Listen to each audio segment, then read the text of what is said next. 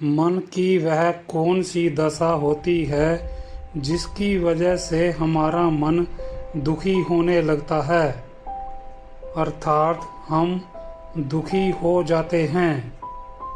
हर मनुष्य के जीवन में ऐसी परिस्थिति अवश्य पैदा हो जाती है कि वह कभी ना कभी दुखी हो जाता है।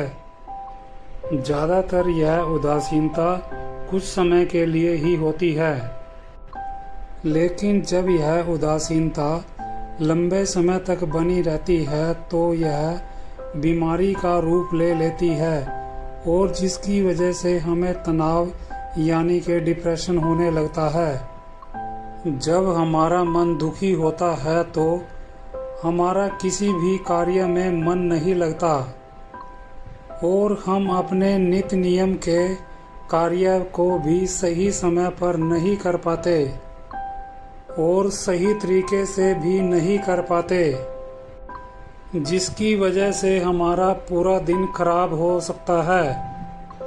आमतौर पर देखा यह गया है कि हम अपनी दुखी मन के लिए दूसरों को जिम्मेवार ठहराने लगते हैं।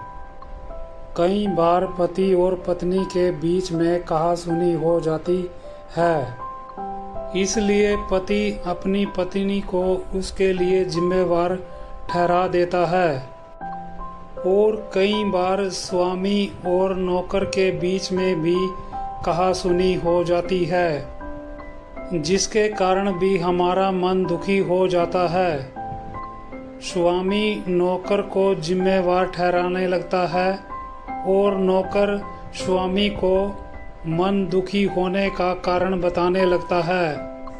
बहुत बार ऐसा भी होता है कि परिवार में हमारे अनुसार या हमारी परिस्थितियों के अनुसार कार्य नहीं होते हैं तो उससे भी हम दुखी होने लगते हैं। जब कभी भी मन दुखी होता है तो हमारे किसी भी काम में हमारी रुचि नहीं रहती है।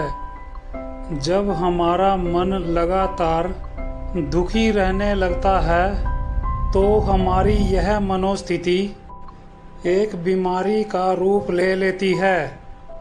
मनुष्य के मन में ऐसे विचार प्रकट होने लगते हैं कि वह अपने जीवन को जीने की बजाय मृत्यु को ज़्यादा पसंद करने लगता है और जब यह बीमारी हमारे मन में धीरे धीरे अपनी जगह बना लेती है, अपने दिन भर के कार्यों में थकान महसूस करने लगता है और अपने कार्य से भी संतुष्ट नहीं हो पाता है और हमारे काम भी अधूरे होने लगते हैं।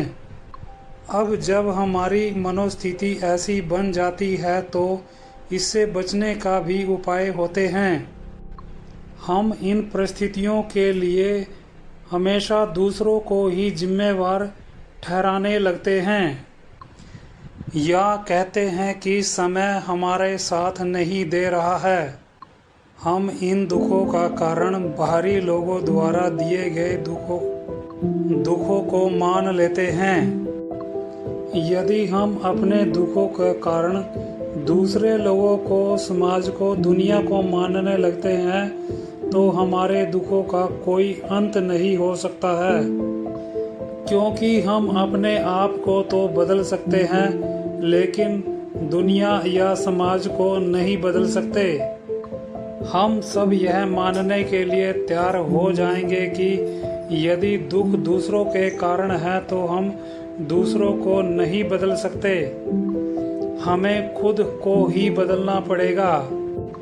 यदि हम दूसरों को बदलने की कोशिश करेंगे या समय को बदलने की कोशिश करेंगे तो हम अपने आप को निस्सहाय मानने लगते हैं, क्योंकि हम ना ही समय को बदल सकते हैं और ना ही लोगों को बदल सकते हैं।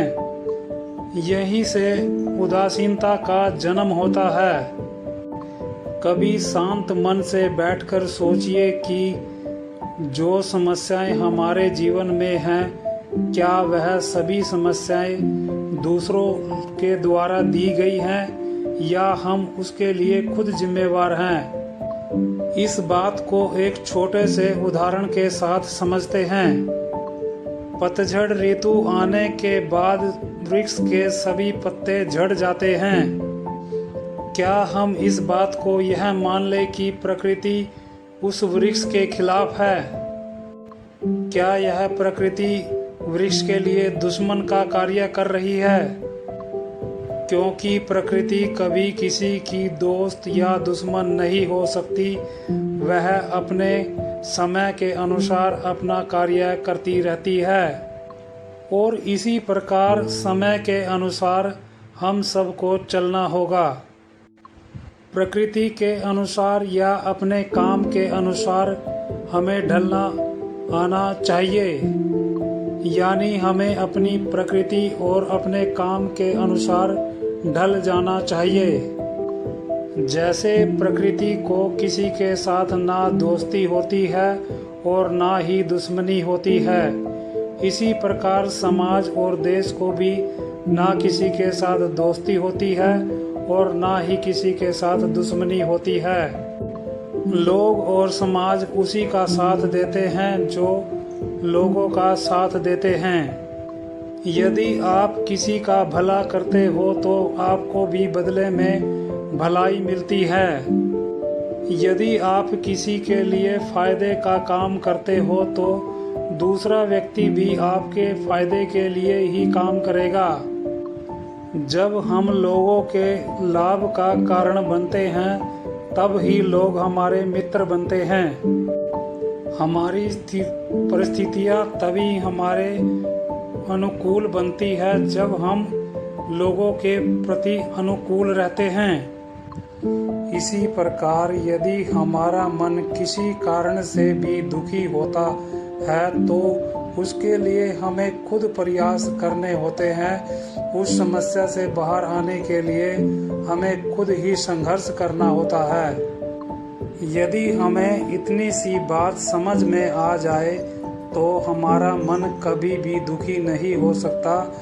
हम बड़ी से बड़ी चुनौतियों से भी पार पा सकते हैं और हमारा मन भी बड़ी से बड़ी दुखद घटना के साथ भी पार पा सकता है। यदि आपको मेरा यह वीडियो अच्छा लगा हो तो कृपया करके इसे लाइक और सब्सक्राइब करें, क्योंकि मैं लगातार ऐसी वीडियो डालता रहता हूँ जो आपके जीवन में प्रकाश डाल सके। मेरा एक ब्लॉग भी है जिसका नाम है मनोज के मोटिवेशनल blog.blogspot.com। मैं इस पर लगातार मोटिवेशनल लेख लिखता रहता हूँ। यदि आप और अधिक जानकारी प्राप्त करना चाहते हो तो आप मेरे इस ब्लॉग पर भी विजिट कर सकते हैं और अपने जीवन में आने वाली हर समस्या से छुटकारा पा सकते हैं। आप सभी दोस्तों का यह वीडियो देखने के लिए धन्यवाद।